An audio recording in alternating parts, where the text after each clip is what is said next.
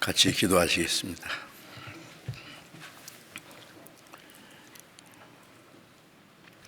우리를 사랑하시는 거룩하시고 자비로우신 우리 아버지 하나님, 하나님을 멀리 떠나 죄 가운데 이루어져 있던 저희를 불쌍히 여기시고 우리가 받아야 될 저주와 심판을 주님이 대신 받으시고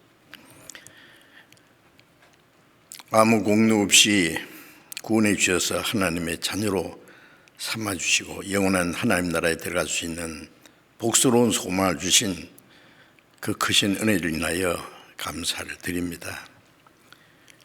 이 시간 주님의 보배로운 피로 구속함을 받은 저희들 주님 앞에 함께 모여서 주님의 크신 은혜를 찬송하며 말씀을 배우며 주님 안에서 교제케 하심을 감사드립니다. 이 시간에도 주님께서 우리 가운데 함께 계심을 믿습니다.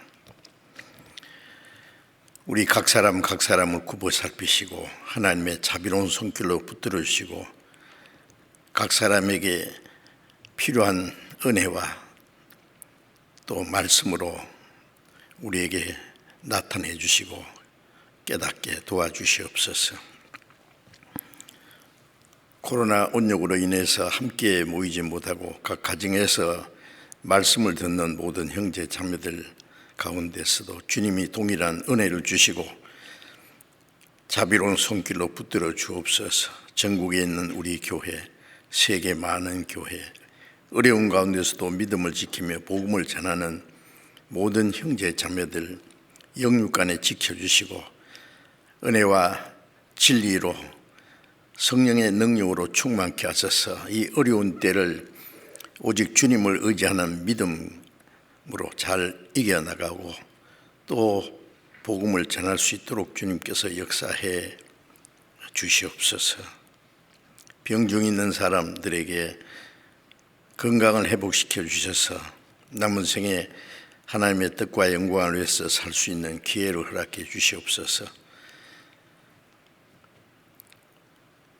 말씀을 전하는 모든 전도자들에게 하나님의 말씀과 지혜와 능력으로 더욱 충만케 해주셔서 주님의 복음을 담대히 증거해서 많은 영혼들을 주님 앞으로 인도해서 구원받는 역사를 이루게 해 주시옵소서. 때를 따라 우리에게 필요한 말씀을 주시고 행할 길을 가르쳐 주시는 주님, 이 시간에도 우리에게 나타내시고자 원하시는 주님의 말씀, 주님의 거룩하신 뜻을 더욱 깨달아 알게 해주시고 주님의 말씀으로 우리를 날마다 새롭게 온전케 세워주시옵소서. 주님 다시 오실 날이 너무나 가까운 이 마지막 때에 우리가 하나님 앞에서 마땅히 어떠한 사람이 되어야 할 것을 더욱 깨닫게 가르쳐 주옵소서. 우리 주 예수님 이름으로 기도드렸습니다. 아멘. 양대에서 찬송해 주시겠습니다.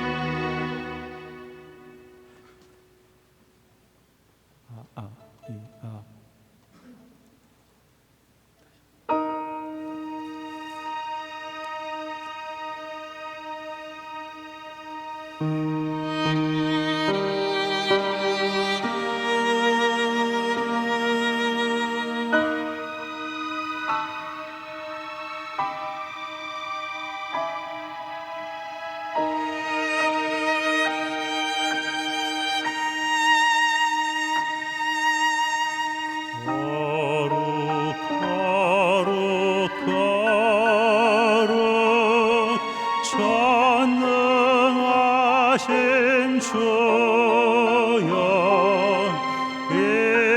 일어나신 우리 주를 찬송합니다.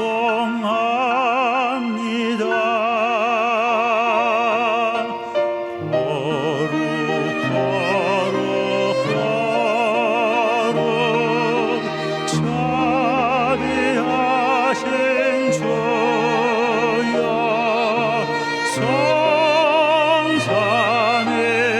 성삼위일체 우리 주로다.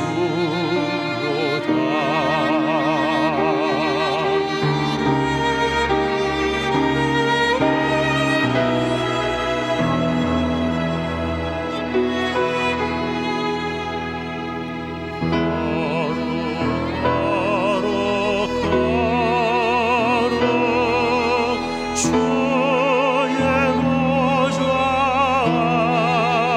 앞에 모든 성도 영광을 벗어드리네.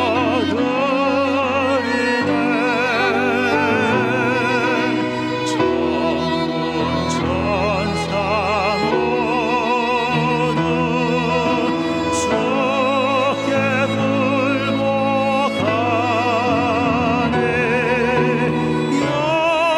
영원히 위에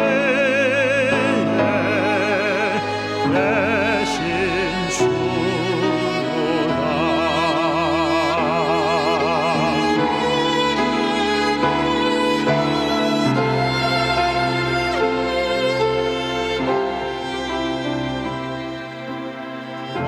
거룩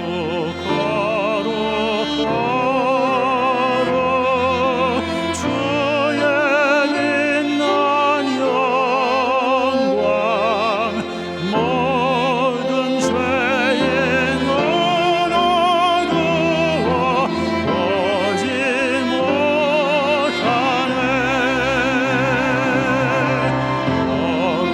거룩하신 이가 주님밖에 있는가. 온전히 전능하신 주로다.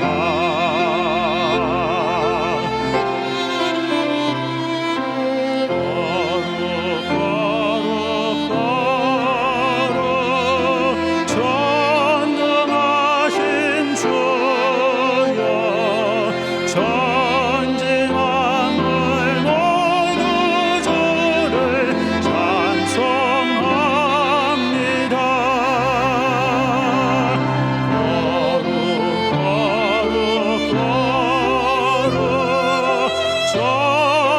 전능하신 주여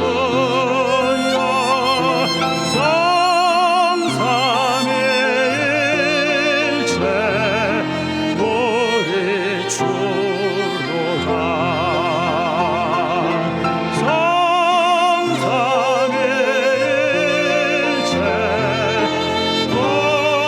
우리 주로다.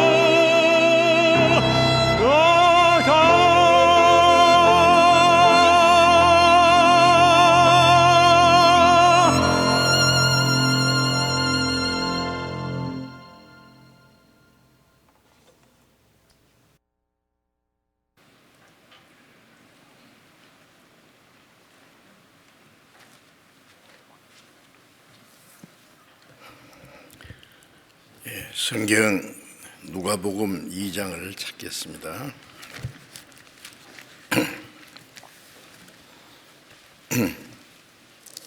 누가복음 2장 1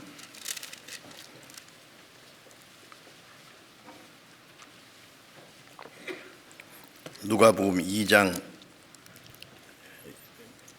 8절부터 14절까지 읽겠습니다.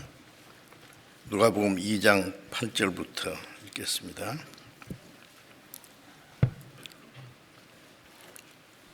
그 지경에 목자들이 밖에서 밤에 자기 양떼를 지키더니 주의 사자가 곁에 서고 주의 영광이 저희를 두루 비치매 크게 무서워하는지라.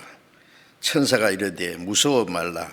보라, 내가 온 백성에게 미칠 큰 기쁨의 좋은 소식을 너에게 전하노라.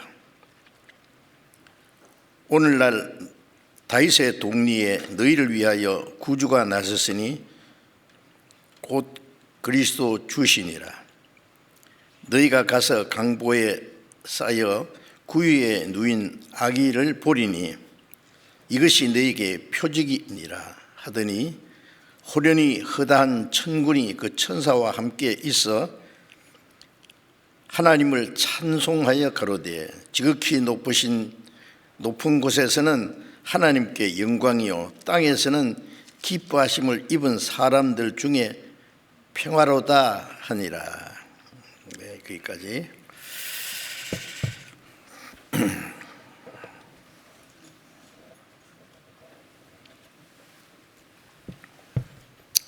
예, 2021년 금년 한 해도 이제 오늘이 마지막 주일이 되었습니다. 우리 앞에 주어진 세월이 너무나 빨리 지나가고 있습니다. 시간이 빨리 지난다고 하는 것은 이 땅에 우리가 살 수 있는 시간이 훨씬 단축된 것을 말하고 하나님이 작정하신 기한이 끝나는 그날이 가까움을 우리에게 가르쳐 주시는 겁니다. 동시에 우리 그리스도인들은 주님이 다시 오실 그날이 훨씬 더 가까웠다는 것을 알 수 있습니다. 예. 그래서 이 성경에는 요한복음 5장 39절에 보면은 너희가 성경에서 영생을 얻는 줄 생각하고 성경을 상고하거니와 이 성경이 곧 내게 대하여 증거하는 것이다. 구약이나 신약이나 전체 내용이 가장 중요한 것은 예수 그리스도입니다. 이 성경이 내게 대하여 증거하는 것이다. 예수 그리스도의 탄생과 생애와 죽음과 부활과 성천과 재림, 그것이 성경에 기록된 가장 중요한 중심 진리입니다. 그런데 예수님의 탄생, 생애, 죽음, 부활, 성천, 그 모든 것은 이미 다 이루어진 사실이고 이제 남은 한 가지는 예수님의 재림입니다. 구약 성경에 그리스도께서 이 땅에 오셔서 하실 모든 일에 대해서 자세히 기록되어 있는데 기록된 대로 하나도 어김없이 다 이루어졌습니다. 이 복음이 온 세계에 전파되면 그제야 끝이 올 것이고 그리고 마지막 때에 주님이 다시 재림하시라는 그 약속이 있는데 이제 그 주님의 재림이 하실 날이 너무나 가까운 것을 우리가 알고 있습니다. 그래서 오늘은 재림하시는 그리스도를 맞이할 사람들이라는 제목으로 말씀드리려고 합니다. 주님은 첫 번 오신 예수님은 죄와 허물로 죽어서 영원히 심판과 멸망을 받을 죄인들을 구원하러 오셨고 다시 오시는 예수님은 구원받은 성도를 데리러 오시고 구원받지 않는 자를 심판하러 오시는 것이죠. 그런데 주님이 다시 오실 때에 주님을 맞이할 사람들이 어떤 사람들인가? 그건 너무나 중요한 문제입니다. 주님을 맞이해야 될 사람들, 맞이할 줄로 알았던 사람들은 예수님을 맞이하지 못하고 생각지 않은 사람들이 예수님을 맞이할 수도 있습니다. 그래서 우리가 참으로 다시 오시는 주님을 맞이할 수 있는 그런 준비가 됐는지 그것을 좀 우리가 말씀을 통해서 생각해 봐야 되겠습니다. 다시 오실 주님을 맞이할 사람이 어떤 사람인가 하는 것을 성경을 통해서 우리는 미리 알 수 있습니다. 왜 그러냐 하면은 앞으로 되어질 역사는 미리 하나님이 보여주셔서 지나간 성경에 기록된 역사를 통해서 앞으로 되어질 사실을 우리가 알 수 있는 거예요. 그래서 지금부터 2021년 전에 이스라엘 땅에 오신 예수님을 어떤 사람이 맞이했는가 하는 것은 재림하실 그리스도를 어떤 사람이 맞이할 수 있는가 하는 것을 우리에게 미리 가르쳐 주시는 내용입니다. 그것도 우리가 좀 생각해 봐야 되겠습니다.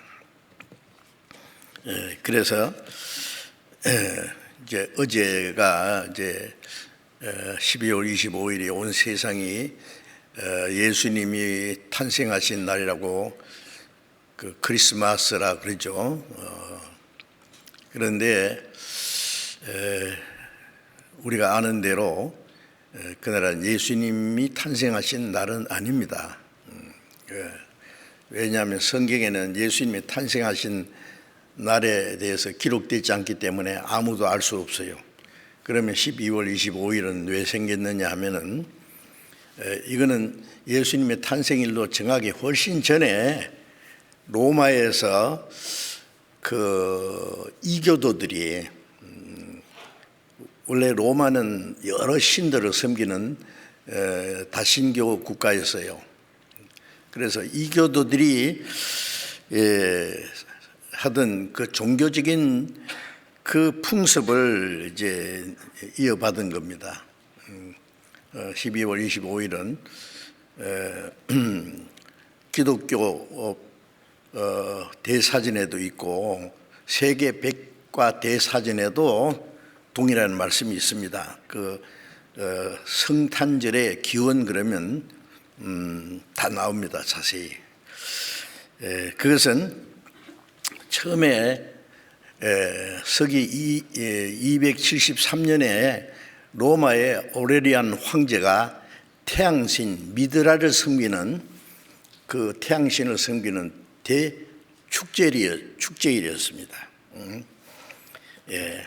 그 우상 숭배하는 사람들이 섬기는 그 신들 중에 가장 큰 신이 태양신입니다. 왜냐하면 태양이 없으면 아무것도 살 수 없으니까. 그래서 옛날에 그 우상 숭배하는 사람들이 그 태양을 신으로 섬겼거든요. 지금도 태양을 신으로 섬기는 사람들이 있습니다. 그런데 이제 그 미드라라고 하는 태양신을 섬기는 날인데 그 다신교 국가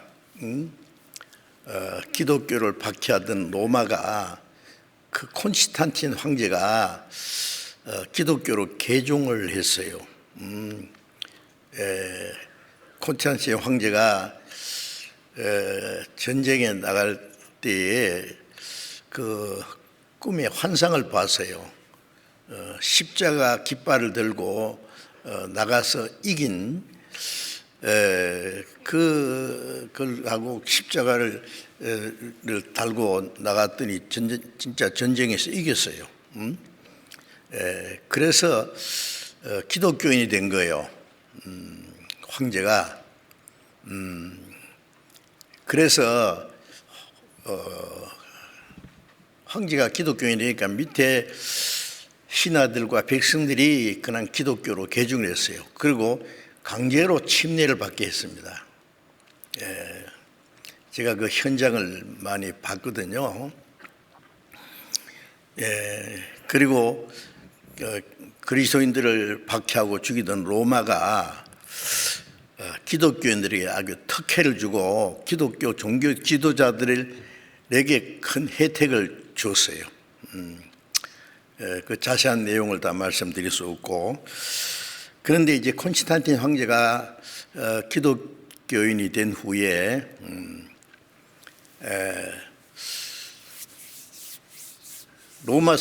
로마에서 섬기던 그 태양신 미드라를 섬기는 그 날을 예수님의 탄생일로 정한 거예요.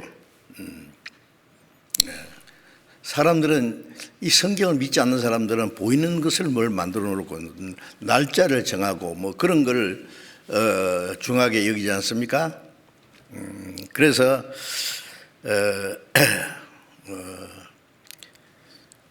서기 325년에 니키아 회의라는 종교회의에서 정식으로 예수님의 탄생일로 결정을 한 거예요. 그래서 서방 기독교에서도 그걸 받아들이고 동방에서는 뭐 1월 6일로 지키기도 했는데 어쨌든 지금은 세계적으로 기독교에서 이 12월 25일을 예수님의 탄생일로 이렇게 지키고 있는데 그 기운을 자세히 알아보면 엉뚱합니다. 이교적인 풍습에서 들어온 것이기 때문에. 말라기 4장 2절에 보면은 예수님을 가르쳐서 그는 돋는 햇볕 같아서 치료하는 광선을 바란다. 예수님을 태양이라고, 어둠에 비치는 빛이라든지 사망과 그늘에 앉은 자에게 빛이 비쳤다든지 그런 말씀들이 있거든요. 그러니까 자기들이 섬기는 태양신도 있고 예수님도 태양이다, 돋는 해다, 뭐 그런 말씀이 있으니까 거기다가 연결시켜 가지고 예수님의 탄생일로 정했는데 지금 지금 우리 시대의 기독교가 영문도 모르고 그걸 그대로 받아들인 거예요. 알아보지도 안 하고. 그런데 12월 25일은 예수님의 탄생일과는 거리가 멉니다. 왜냐하면 이스라엘 팔레스타인에 12월 25일 경에는 양떼를 내어놓지 않습니다. 그게 비가 많이 오는 우기예요. 그래서 누가복음 2장의 인근 말씀에 예수님이 탄생하실 때 제일 처음에 예수님을 맞이하고 경배한 사람들이 베들레헴에서 밤에 양떼를 지키던 목자들이었어요. 근데 이스라엘에 지금도 12월 25일경에는 밖에 덜에다가 양떼를 내어놓지도 않을 뿐 아니라 밤에 지키는 그런 일은 있을 수 없습니다. 그게 이제 기후상으로 맞지 않아요. 어쨌든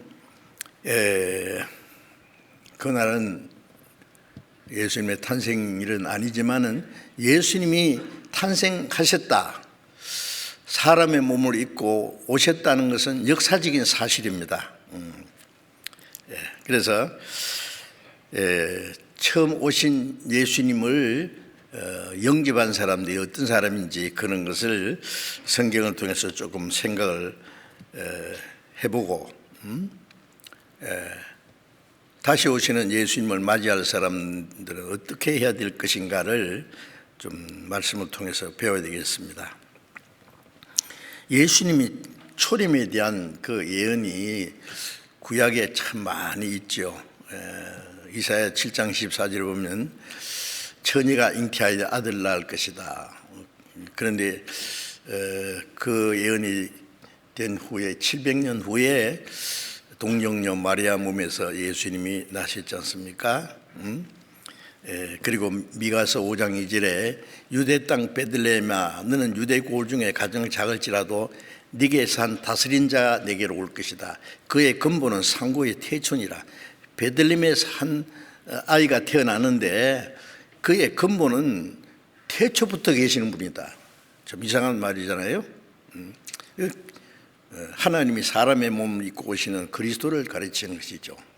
정확하게 그 말씀도 이루어졌습니다. 그리고 이사야 53장 5절 6절에 보면은 모든 사람은 하나님 목자를 떠난 양같이 길을 잃었다. 그런데 하나님이 우리의 죄를 그에게 담당시켰고 우리의 죄를 담당하신 주님은 찔리고 상하고 징계를 받고 하나님의 공의로운 채찍에 맞아서 고난을 받을 것이 예언되었는데 그 모든 것이 예수님을 통해서 다 이루어졌습니다.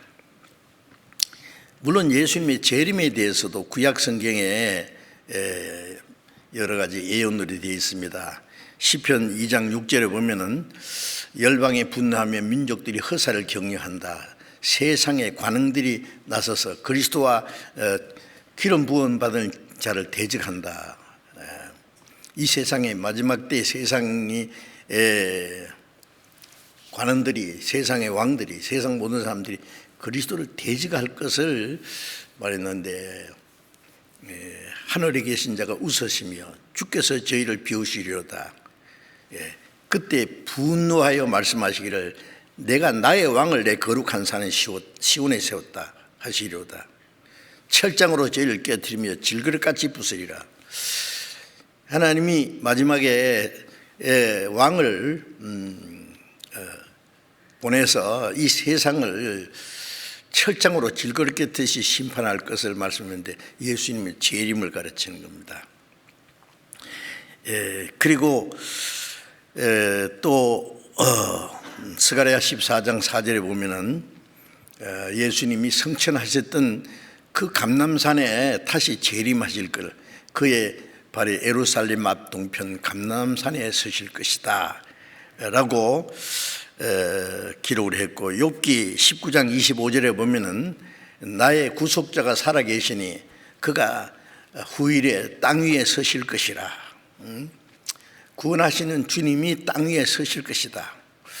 물론 예수님의 재림을 가리키는 그런 말씀들이 있고 신약 성경에는 예수님의 재림에 대해서 얼마나 많은 예언이 되어 있는지 모릅니다.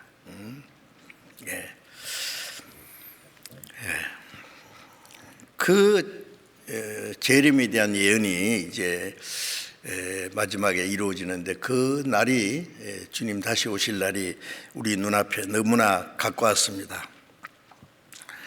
마태복음 16장 28절에 보면은 예수님이 제자들에게 여기 섰는 사람 중에 죽기 전에 인자가 왕권을 가지고 오는 걸 볼 자도 있느니라.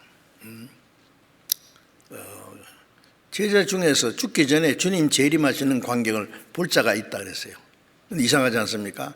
제자들이 죽은 지 옛날인데 아직 안 오셨는데 근데 그 말씀하시고 그 다음 장의 성경에 마태복음 17장 1절부터 보면은 엿새 후에 예수님이 베드로, 야고보, 요한 이 세 제자를 데리고 따로 높은 산에 올라가셔서 갑자기 예수님의 모습이 변했습니다.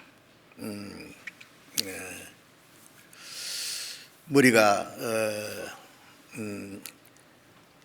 하얗게 몸에 흰옷 그 강체가 나고 예수님이 아주 특별한 모습으로 갑자기 변한 거예요. 그리고 갑자기 모세와 엘리야가 나타났어요. 모세와 엘리야는 구약 이스라엘 백성들의 대표로 모세는 선지자의 대표고 율법의 대표고 엘리야는 선지자의 대표. 율법과 선지자는 구약 시대의 모든 걸 그 대표가 모세와 엘리야입니다. 모세는 이스라엘 민족을 끌고 약속하신 가나안 땅을 향해 가다가 가나안 땅을 멀리서 바라보고 들어가지 못하고 죽은 사람이고, 엘리야는 죽지 않고 산채로 들려 올라간 사람입니다.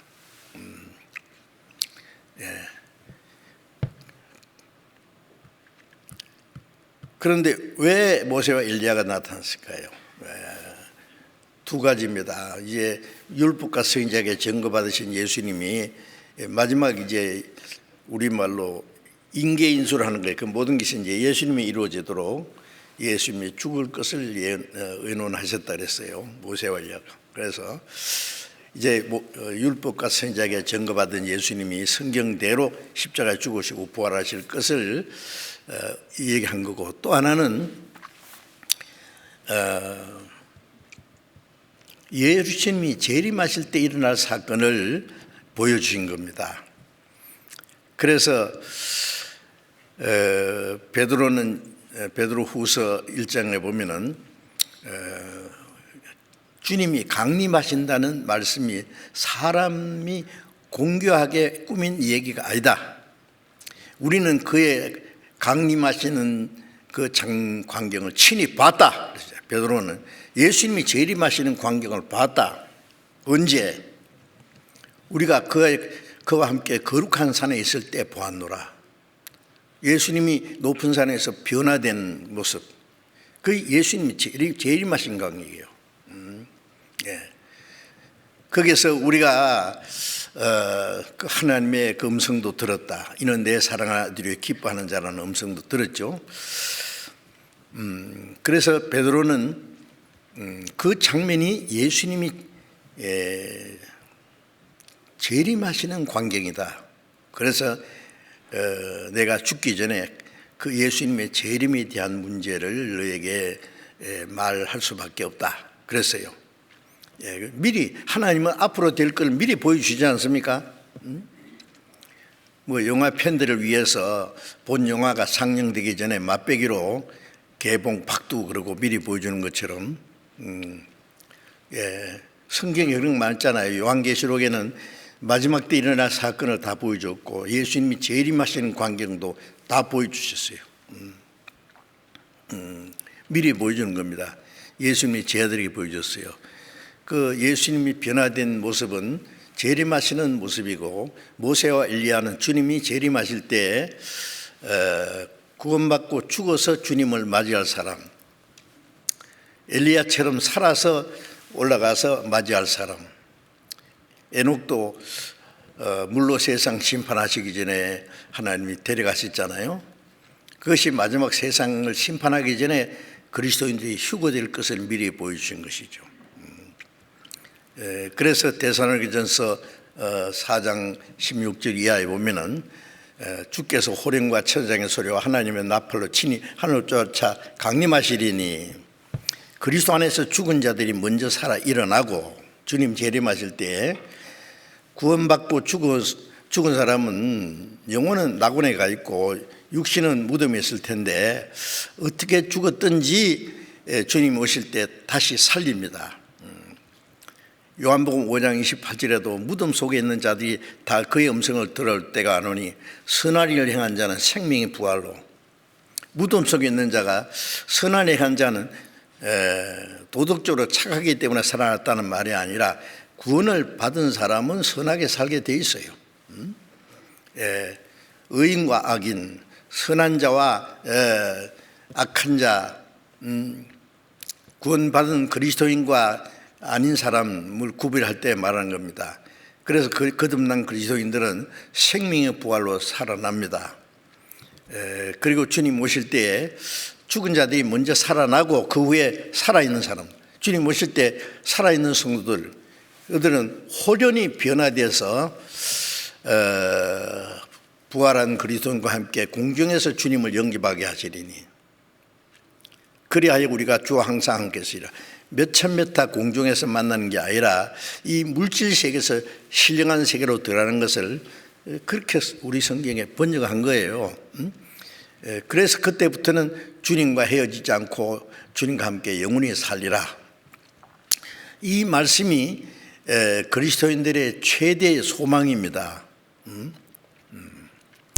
자, 그래서 우리는 주님 오실 날이 너무 가까웠기 때문에 죽어서 맞이하는 것보다도 살아서 죽지 않고 주님을 맞이할 수 있는 그런 시대에 살기 때문에 조금만 더 건강하게 사시면은 조금만 더 살아서 주님을 맞이할 수 있을 거예요. 저도 죽지 않고 주님을 살아서 맞이할 수 있을 것 같아요. 사실은 그날이 오늘이 될 수도 있습니다.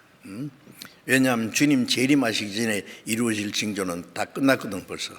오늘도 오시면 돼요. 성경에 아무 문제가 없어요.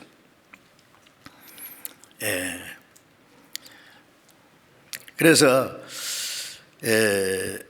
데살로니가후서 1장 7절에 보면은 주께서 능력의 천사들과 함께 불꽃 중에 나타나실 때에 하나님을 모르는 자들과 우리 주 예수 그리스도의 복음에 복종치 않는 자들에게 형벌을 주시느니, 하나님을 모르는 자들, 하나님을 알기는 알지만은 복음에 복종치 않는 자들, 거듭나지 못한 사람들은 형벌을 주신다 그랬어요. 그들이 그 영광의 그 낯을 떠나서 영원한 멸망을 받으리로다. 그리고 주님이 오실 때에 믿는 자들에게는 영광을 받으실 것이다. 구원받은 사람들은 그 주님, 다시 오시는 주님을 영광 중에 맞이해서 주님과 함께 있을 걸 말합니다. 우리의 증거가 너에게 믿어졌음이라. 그래서 우리는 주님 오실 때에 믿지 않는 자라는 그날이 심판과 멸망받는 날이 될 것이고, 우리에게는 그 다시 오시는 주님을 맞이하는, 그래서 하나님 나라에 그대로 들어가는 영광스러운 날이 될 것입니다. 그 날이 우리 앞에 훨씬 다가왔어요. 세례요한은 예수님을 증거하면서 그랬죠. 그가 키를 들고 타작마당을 정하게 하사 알곡은 모아 곳간에 들이고 죽정이는 끄지 않는 불에 태우시리라. 주님이 오실 때에 거듭난 사람은 알곡처럼 모아서 천국 창고에 들이고, 죽정이는 육신은 멀쩡하게 살아 다니지만은 교회당에 다니고 하지만은 거듭나지 못한 사람 죽정이라 그랬어요. 죽정이는 꺼지지 않는 지옥불에 던진다고. 무서운 말씀이죠. 그 주님이 오실 때에 모든 것이 끝나는 거예요. 천국 갈 사람과 지옥 갈 사람이 이제 결정 나는 겁니다. 그리고 이제 마태복음 16장 27절에도 보면은 예수님이 능력의 천사들과 함께 하늘로 쫓아 강림하실 때에 각 사람에게 행한 대로 갚아주리라. 주님이 오실 때 능력의 천사들과 함께 첫 번 오신 예수님은 초라한 모습으로 오셨지만, 다시 오시는 예수님은 이 세상이 없인 여겨 버렸던 우리 구주 큰 영화와 위엄으로 다시 나타나시네. 주님이 오실 때는 천사장 능력의 천사와 함께 오십니다. 그때에 각 사람에게 행한 대로 갚으리라. 그리스도인들도 구원받은 후에 어떻게 살았느냐, 거기서 심판을 받습니다. 구원받지 않는 사람은 자기가 죄를 지은 대로 영원히 멸망받을 겁니다. 그날 모든 것이 결산되는 날이에요. 그리고 히브리서 9장 28절에는 예수님이 십자가에서 단번에 들이심으로 우리를 거룩하게, 우리 죄를 깨끗게 하셨는데, 구원받은 성도들을 구원, 육신까지 구원해서 그 나라에 들어가게 하기 위해서 두 번째 나타나시리라. 예, 자기를 바라는 자들, 구원받은 사람은 주님 오시기 기다리잖아요. 그들을 위해서 두 번째 나타나시리라. 이런 말씀이 너무너무 많아서 성경 찾아보고 싶어도 시간 너무 많이 걸립니다. 몇 구절만 찾으면 끝날 테니까. 예? 두 번째 나타나시리라. 그리고 히브리서 10장 37절에는 잠깐 후면 오시리가 오시리니 지체하지 아니하시리라. 우리가 생각할 때는 긴 역사 같지만 하나님 보실 때는 잠깐 후입니다. 그날이 우리 눈앞에 딱 다가왔어요. 오시리니 오시기로 약속된 분이 반드시 오신다. 때가 되면 지체하지 아니하시리라. 사도행전 1장 11절에 보면은 예수님이 감람산에서 성천하실 때 거기 많은 사람들이 성천하시는 주님을 지켜보고 있었어요. 구름 속으로 예수님의 모습이 사라졌어요. 흰옷 입은 두 천사가 나타나서 왜 하늘 쳐다보고 있느냐? 가셨다. 그분은 가셨는데 가신 그대로 다시 오시리라. 주님도 다시 오실 걸 약속하셨고 천사들도 그걸 증거했습니다.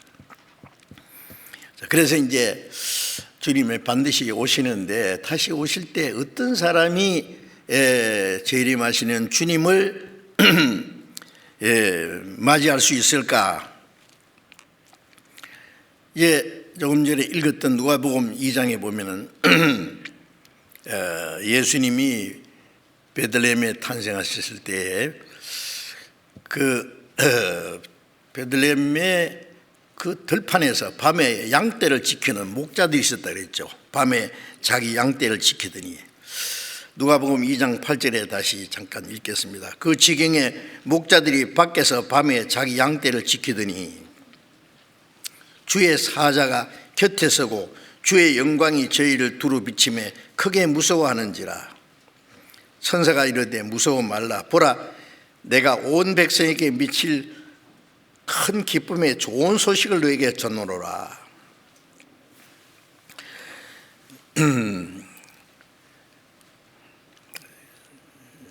베들레헴에 그 양을 치는 일은 옛날에 그 다윗이 베들레헴에서 양 치던 목자 있잖아요.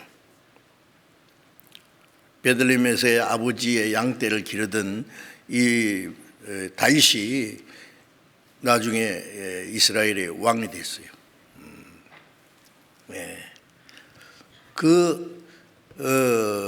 베들레헴에 예수님이 탄생했을 때도 많은 양떼를 키우고 있었어요. 그 베들레헴에 키우는 양들은 대개 이제 예루살렘에 가져가서 그 하나님께 제사 드리는데 많이 사용했다고 그럽니다. 그런데 그 밤에 밖에서 그 들판에서 양떼를 지키는 목자들, 사람들은 다 가난한 사람들입니다. 그 양이나 소나 키우는 목자들은 그 당시에도 사람들이 가난하게 천하게 여기는 직업 중에 하나입니다. 가난하고 또 무식하고. 그런데 갑자기 천사가 나타났어요. 천사들이 깜짝 놀랐어요. 무서워하지 마라. 내가 온 백성에게 미칠 큰 기쁨의 좋은 소식을 얘기했잖아. 온 백성이란 만 백성. 이 좋은 소식은 지옥 갈 죄인이 구원받아서 천국 갈 수 있다. 인간의 죄를 대속하시는 주님이 이 세상에 안 오셨으면 한 사람도 천국에 못 갑니다. 그 좋은 소식을 너에게 전하노라. 그 소식을 처음 들은 사람들이 이 밤에 양떼를 지키는 목자들이에요. 밤에 양을 왜 지키는지 아세요? 밤에 그 늑대들이 이리들이 와서 양을 물어가거든요. 그 이리를 지키는 자들이요. 다윗도 사자나 곰이나 이리가 와서 양 새끼를 물어갈 때 기어코 따라서 싸워서 그 맹수의 입에서 양 새끼를 빼냈다 그러잖아요. 덤비면 때려 죽였다 그랬어요. 대단한 사람입니다, 다윗이. 마귀와 싸우는, 나중에 다윗이 골리앗을 쳐 죽였고 적들과 싸워서 통용을 이룬 그리스도의 모습이지 않습니까? 그런데 이 밤에 양떼를 지키는 이 목자들에게 천사가 나타났습니다. 곧 그리스도 주시니라. 너희를 위하여 구주가 나셨다. 11절에 오늘날 다윗의 동리에 너희를 위하여 구주가 나셨으니 곧 그리스도 주시니라. 그 베들레헴에 다윗의 동리라 그랬어요. 그리스도의 주시니라. 12절 너희가 가서 강보에 쌓여 구에 누인 아기를 보리니 이것이 너희에게 표적이니라 하더니 홀연히 크단 천군이 그 천사와 함께 있어 하나님을 찬송하여 가로되 지극히 높으신 곳에는 하나님께 영광이요 땅에서는 기뻐하심을 입은 사람들 중에 평화라도 하니라. 갑자기 막 하늘에서 천군 천사들이 나타났어요. 천사들이 허단 하늘나라 하나님의 군대지요. 천사가 함께 있어 하나님을 찬송했다. 대단했을 거예요. 이 목자들에게 말이죠. 그 가난한 양떼를 지키는 목자들에게 천사가 나타나서 좋은 소식을 전해주고, 천군 천사들이 나타나서 지극히 높으신 곳에는 하나님께 영광이요 땅에서는 기뻐하심을 입은 사람 중에 평화로다고 하는 엄청난 그 찬송, 이걸 듣게 해줬어요. 천사들이 떠난 후에 이 목자들이 그 천사의 말대로 베들레헴에 가서 빨리 가서 그 마리아와 구에 누인 아기께 가서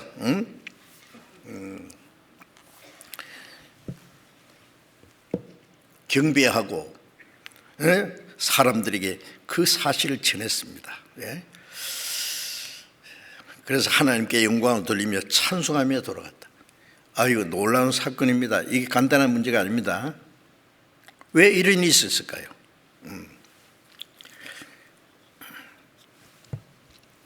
예루살렘에 종교가들은 한 사람도 그 천사가 나타나지 않았습니다. 계시가 나타나지 않았습니다. 어떤 사람도 오직 베들레헴에서 양떼를 지키는 가난한 목자들. 자, 이것은 우리에게 아주 중요한 교훈을 주는 거예요. 그 목자들이 왜 목자들에게 천사가 나타났고 목자들이 왜 예수님께 가서 경배를 했을까요? 자기들이 구주시니까.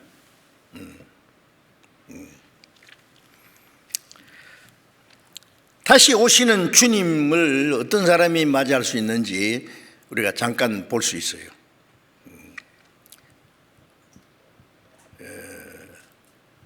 베들레헴의 빈들에서 밤에 양떼를 지키는 목자들은 구원을 받았을 뿐 아니라 깨어있는 그리스도인들의 모습입니다. 양떼는 자기 자신도 하나님의 양이고 다른 구원받은 성도들도 양입니다. 그 양떼를 지킨다고 하는 것은 이 일이나 곰이 와서 양을 물어가는 그 싸우기 위해서 지키는 목자들입니다. 예수님이 마태복음 24장 42절에 내가 도적같이 오리니 깨어있으라 그랬죠. 깨어있으라. 도적이 언제 온 줄 알았으면 깨어있어 그 집을 뚫지 못하게 했으리라. 그러므로 너희는 깨어있으라. 깨어있다는 것은 구원받았을 뿐 아니라 구원받은 사람은 깨어있는 거예요. 깨어있어요. 우리 마가복음 잠깐 봅시다. 마가복음 13장, 마가복음 13장을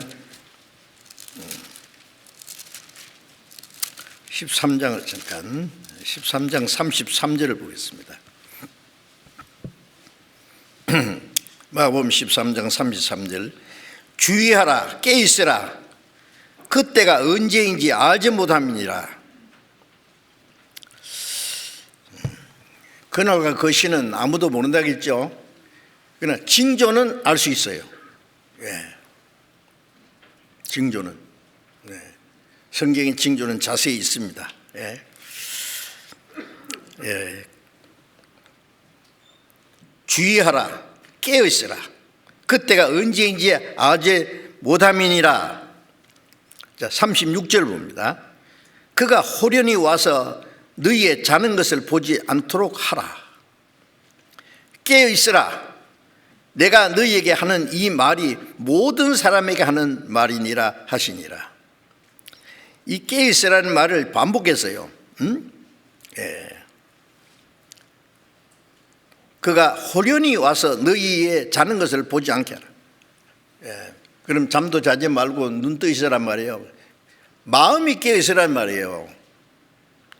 깨어 있는다는 것은 이 세상에서 구별된 생활을 하는 거예요. 깨어서 자기를 지키는 거예요. 세상의 유혹과 마귀의 시험에 빠지지 않도록. 예수님이 저희들에게 깨어 있어 시험에 들지 않게 기도하라 그랬죠. 깨어 있는 성도들, 예. 주님이 오실 때에 호련히 와서 너희의 자는 것을 보지 않도록 하라. 깨어 있으라, 내가 너희에게 하는 이 말이, 예? 모든 사람이 하는 말이라. 그 말씀은 오늘 이 시간 우리에게도 주신 말씀입니다. 모든 그리스도인들에게. 죽은 자는 깨라고 아무리 해봐도 흔들어도 못 깨요. 못 일어나요. 구원 받았어도 잠자는 자가 있습니다. 깨라 그러면 깨어나요. 잠자는 사람 깨어라 그러면 뻘떡 일어나지 않습니까? 네. 에베소서장에 잠자는 자여, 일어나라, 그리스도께서 네게 비치시니라. 아침 햇살이 들어와서 얼굴에 비치는데도, 예, 늦잠 자고 뻘떡 일어나야 돼요. 그리스도께서 네 얼굴에 비친다. 하여튼 깨어있는 그리스도인들의 모습입니다. 그리고 누가복음 21장 36절에도 장차 이 올 모든 걸 피하고 인자 앞에 서도록 항상 깨어있어 기도하라. 이 세상의 마지막이 죄악이 충만하고 정신없이 살아가는데 그리스도인들은 거기에 말려 들어가면 안 된단 말이에요. 술 취함과 방탕함과 생활의 염려로 마음이 둔해지고 그날이 덫과 같이 너희에게 말이라. 쥐를 잡으려고 덫을 놨잖아요. 예? 예. 쥐덫. 요즘에 그런 거 보기 어렵죠. 저도 그런 거 해봤어요. 예. 쥐덫 딱 해놓고, 예, 고기 덩어리 하나 딱 달아놓고 참기름 발라놓으면은요, 쥐가 와서, 쥐가 그런 거예요. 야, 저거 봐. 저거 우리 잡으려고 하는 거야. 가지 마. 큰일 나. 저거 먹으려고 했다 그러면 너 쾅 하고 죽어. 예, 엄마가 쥐가 이렇게 말했어요. 그 애기 쥐들이요, 냄새 나거든요. 냄새 맡는 건 괜찮겠지. 콩콩콩콩콩콩. 괜찮거든요. 핥아보는 거 괜찮겠지. 좀 물어보는 게 괜찮겠지. 탁 물고 도망가면 되겠죠.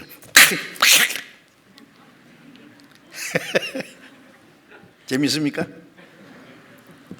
여러분, 세상에 조금씩 그리스도인들도요, 덫과 같이 탁 챙긴단 말이에요. 덫이. 정신 좀 차려야 돼요. 세상에 조금씩 맛보다가요, 덜컥. 그러므로 넌 장차 우리 모든 걸 피하고 인자 앞에 서도록 깨어있어 기도하라. 미리 주님께서 이 경고를 해 주신 거예요. 로마서 13장을 잠깐 또 펴봅시다. 로마서 13장 11절 13장 11절 봅니다. 11절부터 또한 너희가 이 시기를 알거니와 자다가 깰 때가 벌써 되었으니 이는 이제 우리의 구원이 처음 믿을 때보다 가까웠음이니라. 밤이 깊고 낮에 가까웠으니 그러므로 우리가 어두움의 일을 벗고 빛의 갑옷을 입자. 낮에와 같이 단정히 행하고 방탕과 술 취하지 말며 음란과 호색하지 말며 쟁투와 시기하지 말고 오직 주 예수 그리스도로 옷 입고 정욕을 위하여 육신의 일을 도모하지 말라. 너희가 이 시기를 알거니와, 그리스도인들 알잖아요. 지금이 어느 때인지. 이 우리에게 가장 적합한 말씀입니다. 자다가 깰 때가 되었으니, 잘 때 자지만은 깰 때가 있잖아요. 깨야 돼요. 예. 그리스도인들은 만물의 마지막에 가까웠으니 너희는 정신을 차리고 근신하여 기도하라. 마지막 때 정신을 차려야 돼요. 잠자는 사람은 꿈속에서 헤매요. 예? 너희의 구원이 우리의 구원이 처음 믿을 때보다 가까웠습니다. 이 구원은 우리의 영혼이 구원받은 사람은 이제 육신이 구원받을 날을 기다리잖아요. 언제? 주님 오실 때 죽은 사람은 썩지 않은 것으로 살고 살아있는 사람은 주님과 같이 영광스러운 몸으로 변화되잖아요. 그게 마지막 구원이에요. 몸의 구원. 그 날이 너무 가까웠어요. 그래서 밤이 깊고 낮에와 가까웠으니 세기 직전에 제일 캄캄하다 그랬어요. 예. 어둠의 일을 벗고 빛의 갑옷을 입자. 이 세상에 이제 어두운 일을 다 벗어버리고 빛의 갑옷을 입고, 갑옷은 전쟁터에 나갈 때 적의 화살을 막아주기 위해서 그리스도인들은 정신을 바짝 차리고 살아야 된단 말이에요. 낮과 같이 단정히 행하여 방탕과 술 취하지 말며, 방탕이라는 건 지 맘대로 살아요. 지 맘대로 사는 게 방탕이에요. 예? 술 취하는 것은 술에도 취하고 돈에도 취하고 여자에게도 취하고 자기 취미에 취하고 뭐 별별 것에 정신없는 게요. 술에 취하는 건 제정신이 아니죠. 술 취하지 말며, 구원받은 사람이 술에 홀짝홀짝 마시고 정신이 휑해가지고 술 취하지 마라. 이는 방탕한 것이니 오직 성령의 충만을 받으라. 술 취한 사람은 성령 충만 못 받습니다. 반대거든요. 음란과 호색하지 말며, 세상에 음란과 호색이 만연합니다. 지금 코로나가 이 전염병으로 죽는 사람들 온 세계에 퍼졌는데요. 그게 아무것도 아니에요. 이 세상 죄악은, 음란한 죄는 전염병보다 더 이미 꽉 죽어가는 거예요. 다 음란과 호색, 쟁티와 시기하지 말고 서로 헐뜯고 미워하고 싸우고, 쟁투와 시기하지 말고 오직 주 예수 그리스도를 옷 입고, 그리스도를 옷 입는다는 것은 그리스도처럼 닮아간단 말이에요. 정욕을 위하여 육신의 일을 도모하지 마라. 육신의 소욕을 따라 살지 마라. 아무리 해도요, 깨딱도 아니에요. 그래도 육신도 좀 살아야지. 뭘 죽으라 그랬어요, 그러면? 성령을 따라 살면은 하나님이 육신도 덤으로 살게 해주십니다. 어쨌든 그리스도인들은 깨어있으라는 말씀이 얼마나 많은지 몰라요.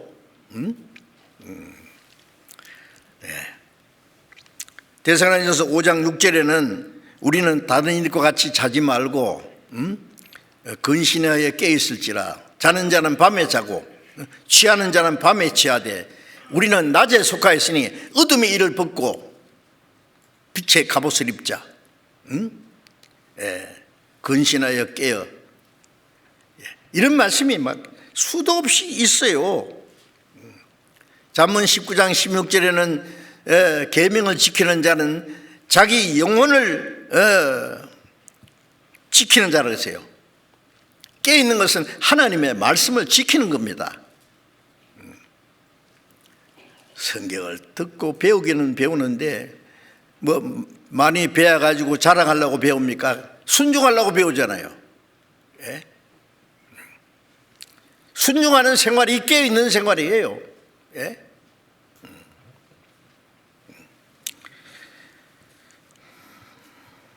야고보서 1장 27절에 보면 하나님 앞에 정결하고 더러움이 없는 경건은 자기를 지켜 세속에 물들지 아니하는 것이다. 예. 하나님 앞에 더러움이 없는 정결한 경건은 하나님 앞에 하나님의 섬기는 마음은 자기를 지켜서 세속에 물들지 않는 거다. 물들지 않는 거예요. 예. 깨떡하면 세상에 물듭니다. 예. 빛을 닮아가는 거예요. 자기도 모르게. 예. 그건 경건하고 반대입니다. 요한계시록 16장 15절에 보면은 보라 내가 도둑같이 오리니 깨어있어 자기 옷을 지켜 벌거벗고 다니지 아니하여 자기 부끄러움을 보이지 않는 자는 복이 있도다. 도둑같이 올 때에 깨어있어 자기 옷을 지켜. 자기 옷이라는 것은 우리에게 의의 옷을 입혀주셨잖아요. 그런데 그 옷을 더럽히면 안 되잖아요. 구원받은 사람이 자기 마음대로 살면 뻘거숭이 한 가지예요. 그거. 자기 부끄러움을 보이지 않는 자는 복이 있다. 사람들, 세상의 사람들은 뭐 부끄러움을 막 영광으로 삼는 것처럼요. 예? 지멋대로 살아요. 그리스도인은 그러면 안 됩니다. 그리스도인은 멀지 않아 다시 오실 주님을 맞이할 사람이에요. 예? 세상에 분명히 구별돼야 돼요. 거룩하게 구별된 사람 생활을 해야 됩니다.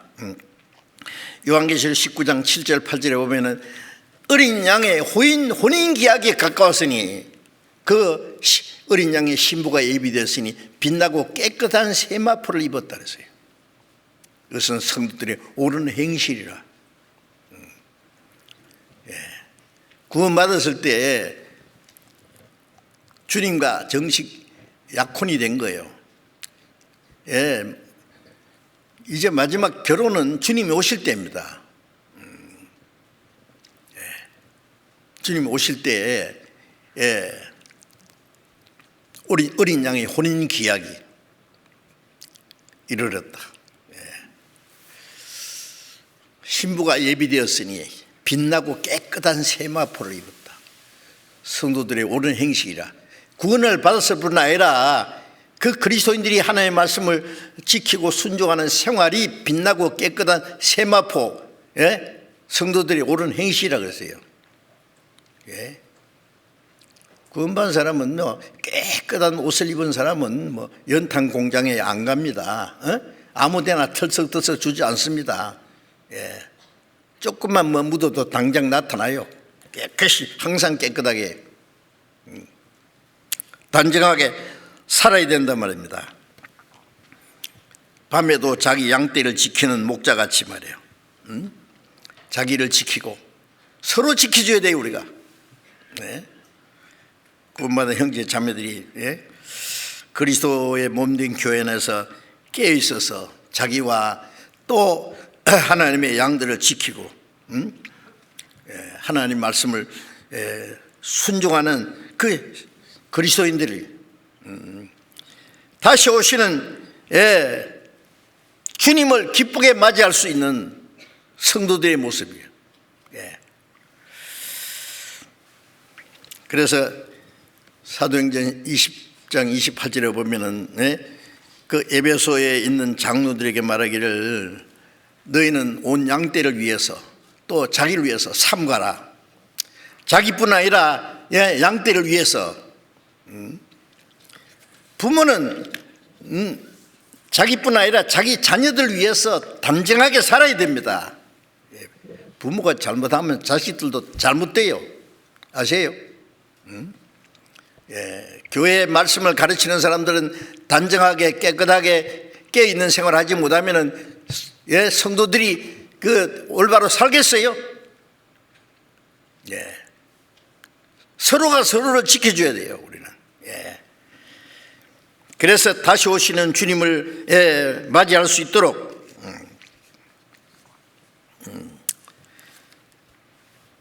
깨어있는 성도들의 모습, 그들이 주님, 영광중에 오시는 주님을 맞이할 겁니다. 마태복음 2장을 또 잠깐 보겠습니다.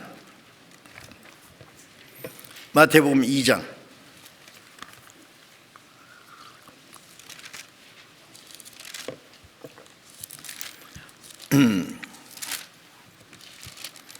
마태복음 2장 1절부터 잘 아시는 말씀인데, 2장 1절부터 헤롯 왕 때에 예수께서 유대 베들레헴에서 나심에 동방으로부터 박사들이 예루살렘에 이르러 말하되 유대인의 왕으로 나시니가 어디 계시뇨? 우리가 동방에서 그의 별을 보고 그에게 경배하러 왔노라 하니 헤롯 왕과 온 예루살렘이 듣고 소동한지라.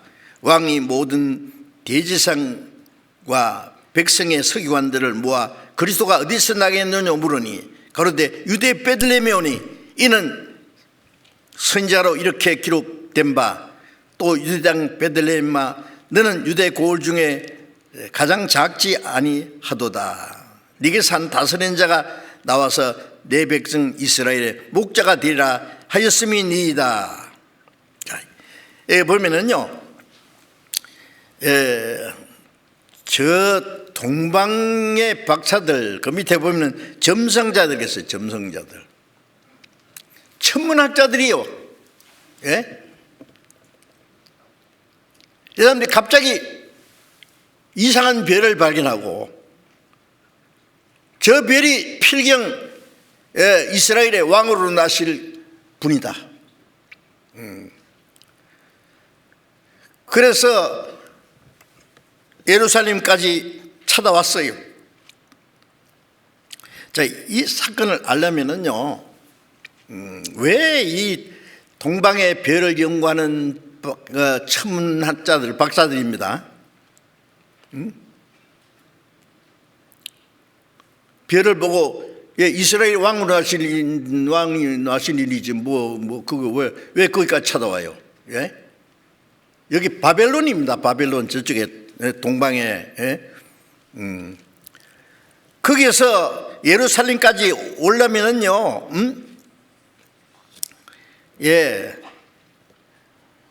자그만치 거리가 얼마나 뭐냐 하면은요,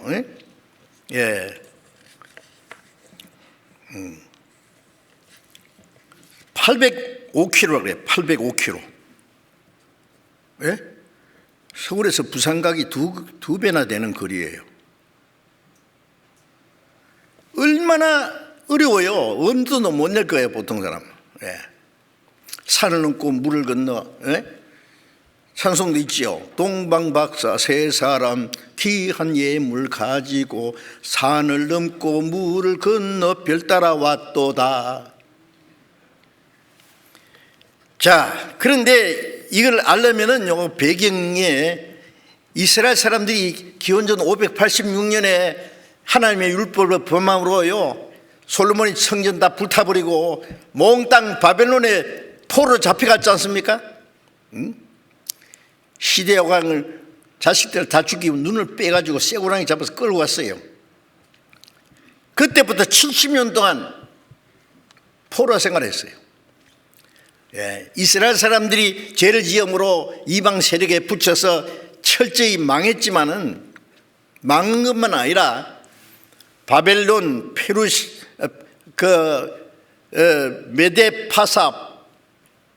메데와 페루샤, 이 같은 그 세력권에 있는 거죠.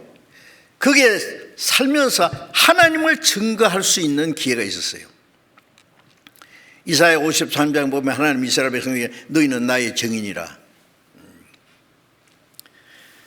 그래서 우리가 다니엘서 보면은요, 바벨론의 포로 잡혀갔지만은 바벨론 왕이 만든 우상에다 절하지 않으면은 풀무불에다 집어 던지자 그래도 다니엘과 그 세 친구가 있잖아. 다니엘 세 친구가 그 우상 앞에 절하지 않는다고 해서 꽁꽁 묶어서 풀무불에 집어 던지지 않았습니까? 예. 근데 보니까 세 사람이 불 속에 떨어졌는데 네 사람이 걸어 댕기거든요. 몇 명 던지냐? 세 사람. 봐라, 네 사람이 불 속에 걸어 댕긴다. 하나님의 종 서드락 메삭 아벤느고야 나오너라 그러니까 풀무불에서 탁 나오는데 보니까 뭐 머리 하나 안 거슬리고 옷도 안 거슬리고 불탄 냄새도 없더라. 왕이 그 앞에 꼬꾸라졌어요. 너희 하나님이 참으로 계시구나. 내가 만든 우상 앞에 절하지 않는 너희를 하나님 보여줬다. 사락 메삭 아벤느고를 통해서 하나님을 증거했습니다. 나중에 파사 시대에 메대 시대 다니엘이 그 권세를 가지고요 그 방백들과 그 백성을 다스리고 있는데 식이 나가지고 다니엘을 죽이려고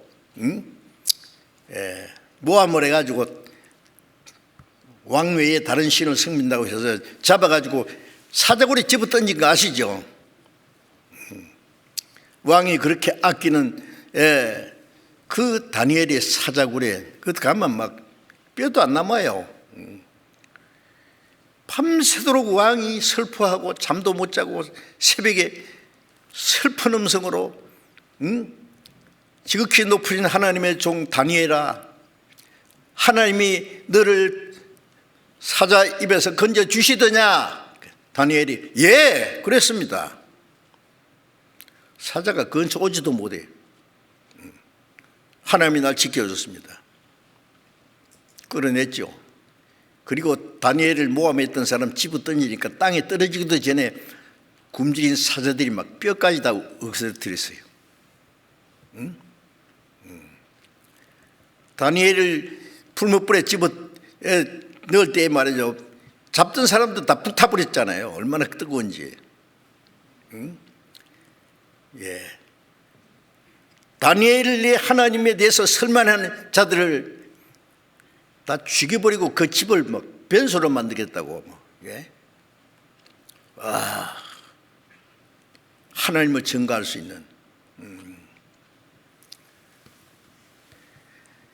느부갓네살 왕이 꿈을 꿨는데 그 꿈을 해석하지 못해서 고민하고 있을 때 다니엘이 또 해석했지 않습니까?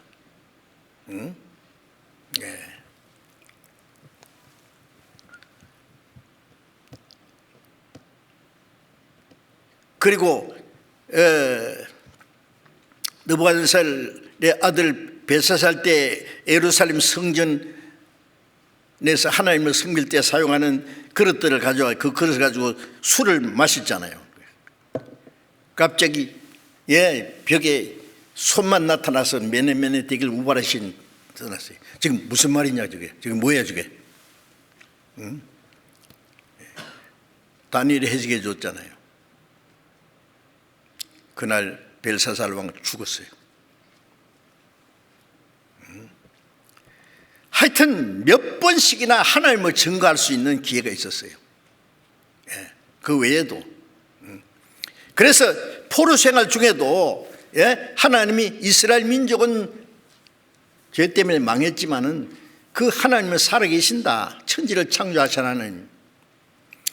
그래서 이 바벨론 페르시아 메대와 페르시아 바사왕 고레스는 이스라엘 백성들을 돌아가서 성전을 짓도록 도와주기도 했지 않습니까? 그래서 이스라엘 백성들 때문에 바벨론 페르사 그 메대와 페르사 시대 때에 그들 중에 하나님을 믿는 사람들이 생겼어요. 자, 이스라엘 백성들은 천지를 창조한 하나님의 택한 백성이다. 그리고 이스라엘 사람들은 하나님이 약속하신 그 왕이 오기를 기다린다는 걸 알고 있어요. 자, 민수기 24장 17절 보면은요, 내가 아무리 보아도 이제 일이 아니다. 먼 훗날의 일이다. 한 별이 야곱에서 나타나서 이스라엘의 중에 한 별이 그 홀이 나타난 홀은 통치자입니다.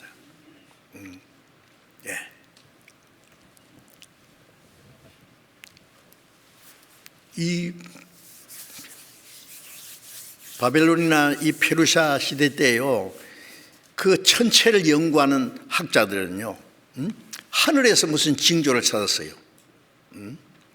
별을 보고 점을 치는 페루사 왕자, 그게요 막연한 소리가 아닙니다. 별을 보고 징조를 찾아요. 저 천체를 연구하면 대우주를 만드신 하나님, 하나님을 알잖아요. 찾게 됩니다. 그리고 징조를 찾아요. 특별한 별이 나타나면 왕이 나타났다고, 특별한 지도에 나타났다고 생각해요. 이 천체를 연구하는 박사들을 보면은요, 예레미야 39장 3절에 보면은 바벨론의 이 박사들은 그 바벨론 그 왕의 방백들입니다. 이 박사들은요, 굉장히 유식한 사람들이요, 특권층 있는 사람들이요, 왕의 방백들이고 부유한 사람들입니다. 별을 연구하는 사람. 갑자기 이상한 별을 발견했어요. 어떤 별이 나타났어요? 필경 저 별은 천지를 창조하신 하나님을 믿는 이스라엘 사람들이 기다리는 왕이 틀림없다. 천지를 창조하신 그 하나님이 보내신 왕을 맞아야 되겠다는 그 생각을 한 거예요. 그래서 왕에게 경배하러 왔어요. 우리 찬송가에는 동방박사 세 사람인데 세 사람인지 네 사람인지 성경에는 없어요. 하여튼 몇 명 왔습니다. 그리고 아마 수행원들도 여럿이 같이 왔을 거예요. 그 805km를 올라니까요, 산도 넘어야 되고 물도 건너야 되고 어떤 위험한 일도 있고, 그런데 그걸 다 각오하고 별을 따라 왔습니다. 우리가 동방에서 별을 보고 그에게 경배하러 왔노라. 대단한 겁니다. 이게요, 이게 보통 문제가 아니에요. 그리고 그러니까 헤롯 왕과 온 예루살렘이 듣고 소동했다 그러잖아요.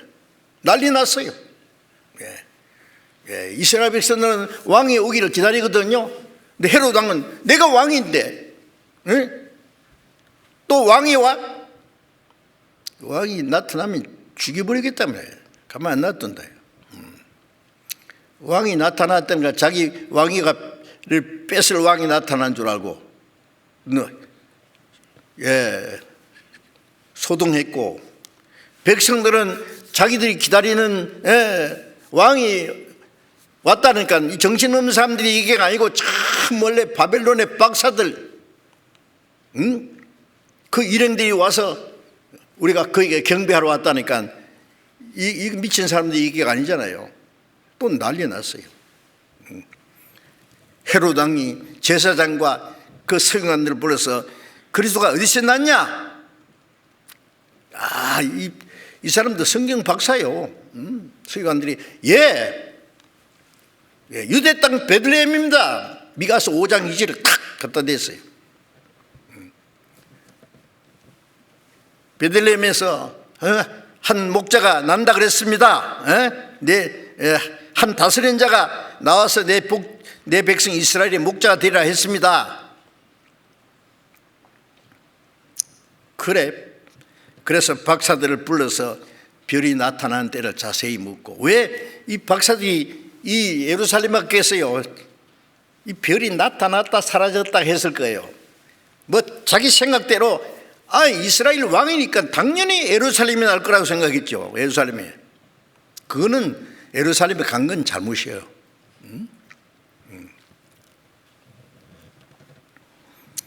그래서 베들레헴에서 난다 그랬으니까 왕이 박사를 불러서 너희들이 가서 베들레헴에 가서 그 왕의 탄생 왕을 만나거들랑 내게 와서 내게도 말해서 내가 가서 경배하게 하라. 경배하라는 게 아니라 내가 죽여버리겠다 그야. 그래서 이 헤롯이 베들레헴에 있는 어린 아이들 2살짜리 아이로 이하로 다 죽여버렸잖아요. 영아 대학살 사건이 있었잖아요.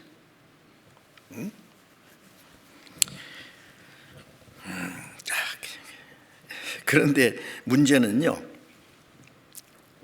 온 예루살렘이 듣고 소동했어요. 백성도 소동했고, 왕은 왕대로 깜짝 놀랐고. 그런데 이 동방 박사들은 그 말을 듣고 베들레헴을 가요. 베들레헴. 예루살렘에서 베들레헴은 한 10km 정도밖에 안 됩니다. 가까워요. 가다가 보니까 별이 또 나타났어요. 동방에서 보던 그 별이 또 마지막에 나타난 것 같아요. 쫙 인도하는 거예요. 별을 보고 가장 크게 기뻐하더라. 9절에 보면은 2장 9절에 박사들이 왕의 말을 듣고 갈새 동방에서 보던 그 별이 문득 앞서 인도하여 가다가 악이 있는 곳 위에 머물러 섰는지라 저희가 별을 보고 가장 크게 기뻐하더라. 별이 다시 나타나서 인도하니까 얼마나 기뻐하더라. 그런데 왜 이스라엘 땅에 사는 사람들은 아무도 별을 못 봤어요.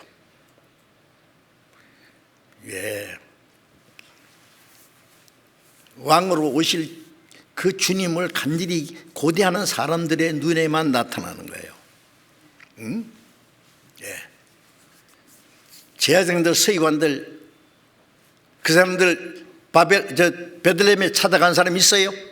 한 사람도 안 갔어요. 백성들 어때요? 아무도 안 갔어요. 이거 어떻게 된 거예요? 하면 이상하지 않습니까? 우리가 생각할 때는 베들레헴에서 나신단다. 막 베들레헴으로 가는 길마다 막 인산인해를 이루어야 될 텐데 왜 아무도 안 갔냐고. 서기관들의 지식도 죽은 지식이고 이스라엘 백성들은 떠들썩하게만 했지 그리스도를 영접할 마음은 하나도 없어요.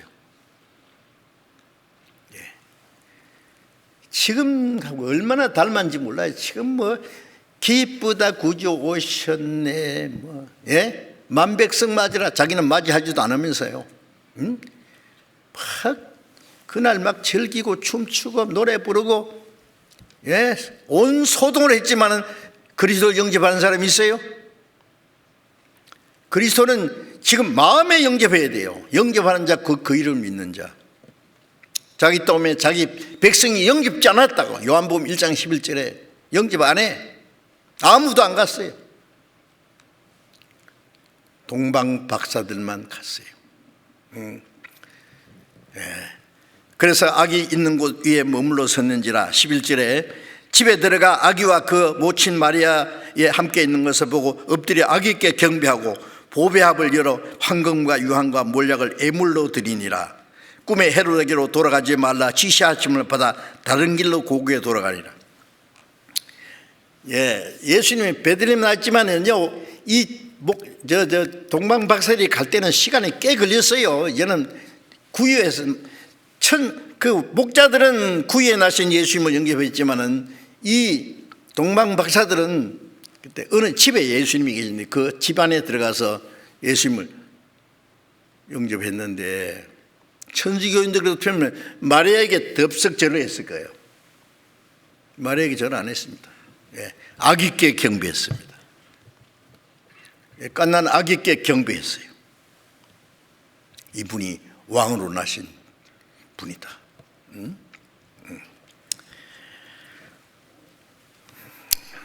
지금도요,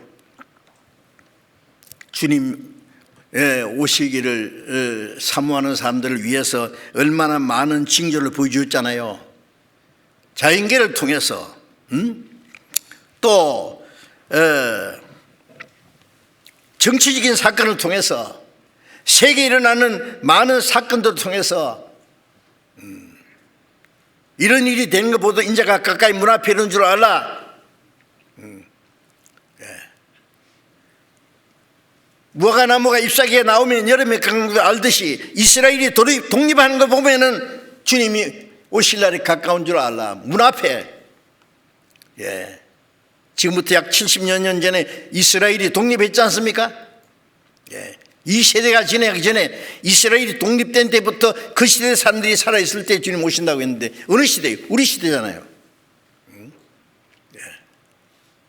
난리와 난리의 소문이 있다. 전쟁의 위협. 지금 우리 같은 시대에도 있어요.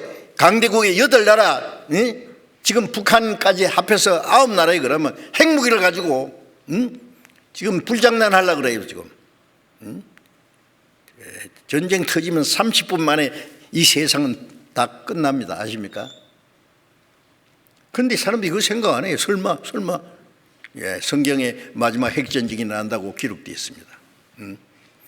그 다음에 처체 기근과 지진이 있으니 굶어 죽는 사람, 지진 곳곳에 일어납니다. 자연기 재난, 또 온역이 있으리니 전염병으로 말해요. 온 세계가 이런 때가 있어요. 뭘 가르칩니까? 마지막 징조지 않습니까? 그런데도 설마요? 1인인 되는 걸 보든 일어난 머리를 들라, 눈을 들라, 너희 구속에 가까웠느니라. 이제 주님 오실 날이 너무나 가까운 것은 확실합니다. 성령이 오시면은 장래일을 너에게 알리시리라. 요한복음 16장 13절에 장래일을, 하나님의 은혜를 깨닫게 해주시는 분이 성령이고 진리 가운데로 인도하시고 장래일을 가르쳐 주시는 분이 성령이시지 않습니까? 우리 그리스도인들은 알고 있습니다. 그래서 많은 예언이 있고 징조가 있는데 그 중에 가장 확실한 징조가 베드로후서 1장 19절에 날이 새어 샛별이 너희 마음에 떠오르기까지 더 확실한 예언이 있어. 가장 확실한 징조가 성경이잖아요. 성경. 확실한 예언이 있어. 어둠에 비치는 빛과 같으니, 별과 같으니, 마음에 샛별이 떠오르기까지 너희가 이것을 자세히 주의하는 것이 아니라, 날이 새기 전에 샛별이 떠오릅니다. 주님 재림하시기 전에 이스라엘 동방 박사들은 별을 보고 왔지만 우리는 그런 별이 아니에요.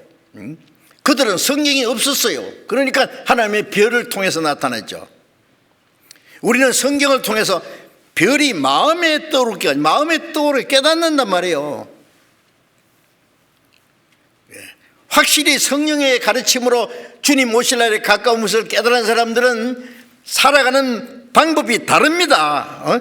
확실히 이제 주님 만날 때까지 아주 힘찬, 활기찬 신앙생활을 할 거예요. 자, 이제 주님 오실 날이 너무나 가까운 것은 틀림없는 사실인데 주님 오심을 사모하지 않는 사람들은 관심이 없어요. 설마. 응? 예. 동방에 그 당시에, 예?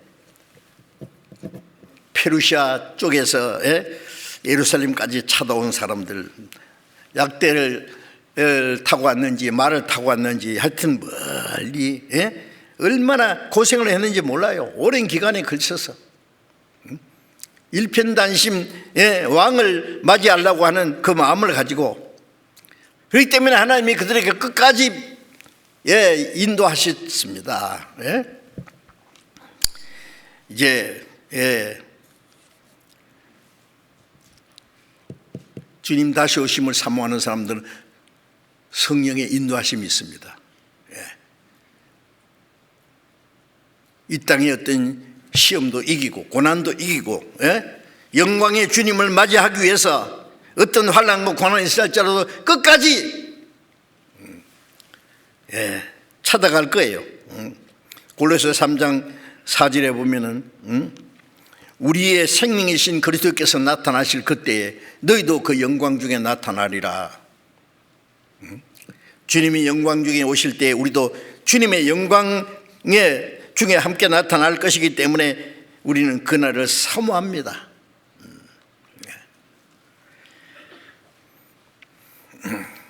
그리고 박사들이 올 때 빈손으로 안 왔습니다. 황금과 유황과 몰약. 황금은 왕에게 드리는 선물이에요. 유황은 제사장들이 하나님께 제사 드릴 때 사용하는 거예요. 몰약은 죽은 사람에게 썩지 않도록 바르는 거예요. 예수님을 왕으로 영접하고, 예? 제사장으로, 우리를 위한 향기로운 제물이 된 제사장으로, 또 생명의 주님으로 우리의 마음에, 예, 영접하는 겁니다. 예, 경배하는 겁니다. 여러분, 구원받은 그리스도인들, 깨어있는 그리스도인들, 주님의 오심을 간절히 사모하는 사람들은 성령의 인도하심이 있습니다.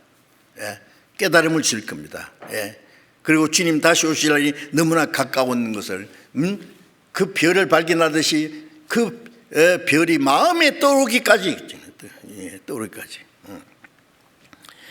그리고 그것을 발견한 사람들은 어떤 고난과 어려움이 있어도 끝까지 주님 앞에 서는 날까지 주님을 따라갈 겁니다.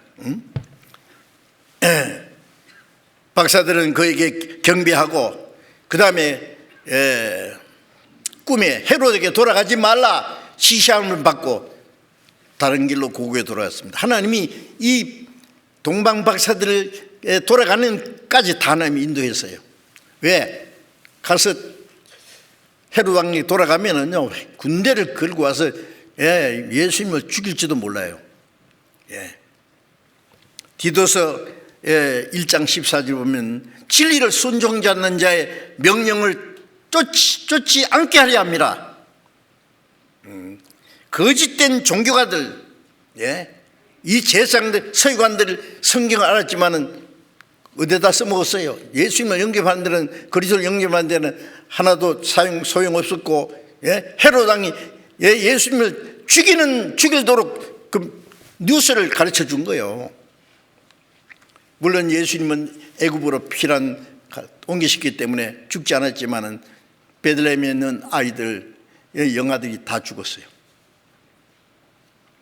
우리는, 예, 주님의 지시하심을, 성령의 지시함을 따라서, 예, 조심스럽게 살아야 됩니다. 교회가 다치지 않게, 주님이 다치지 않게. 그리스도인들이 덤벙덤벙 잘못 살면은요, 예, 주님의 복음이 지장을 받고, 예?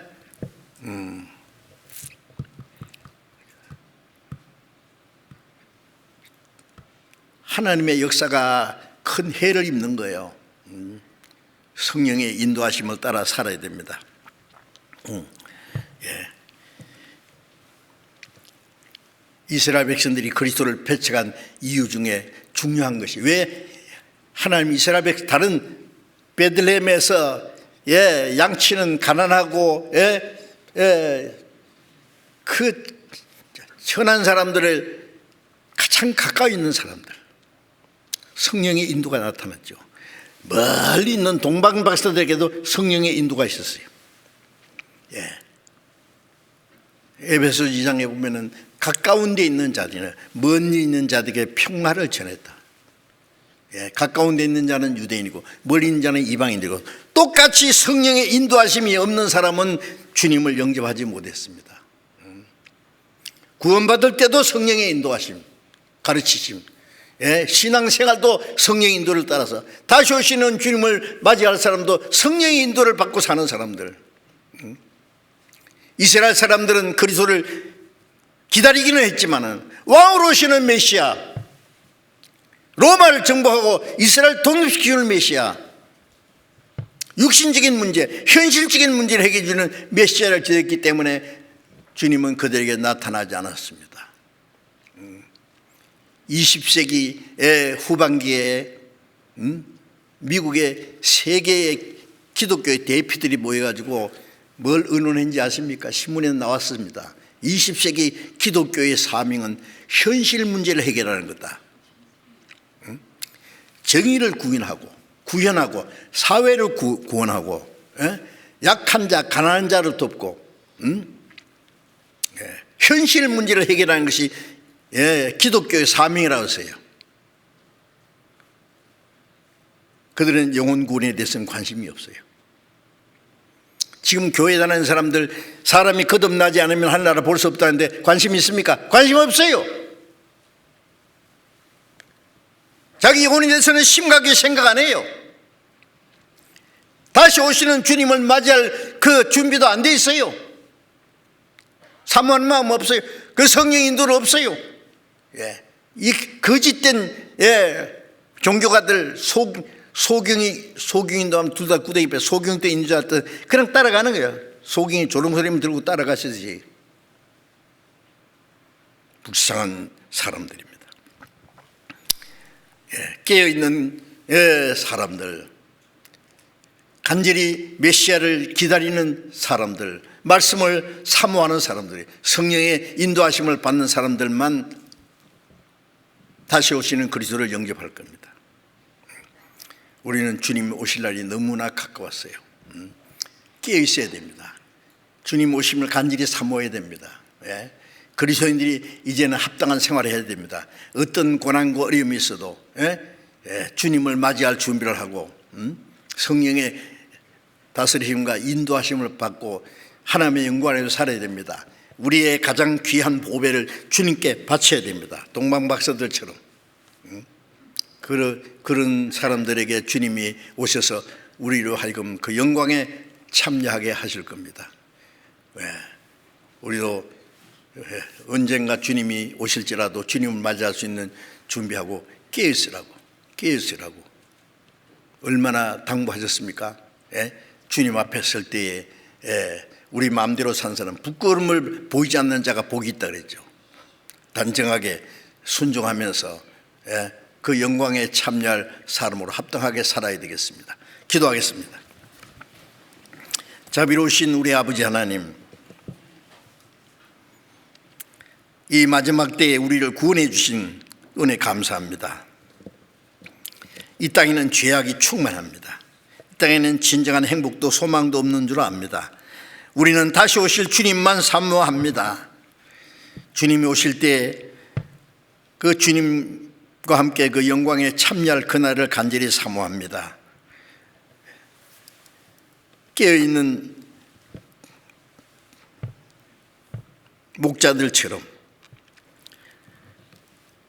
왕의 오심을 사모하고 별들을 연구하던 동방 박사들이 그리스도를 영접하는 것처럼 우리 주님 오심을 간절히 사모하면서 말씀을 사모하고 성령의 가르침과 인도하심을 받고 주님 앞에 설 수 있는 그날을 사모하면서 살아갈 수 있도록 우리의 마음, 우리의 모든 생활을 다스려 주시옵소서. 주님 오시는 날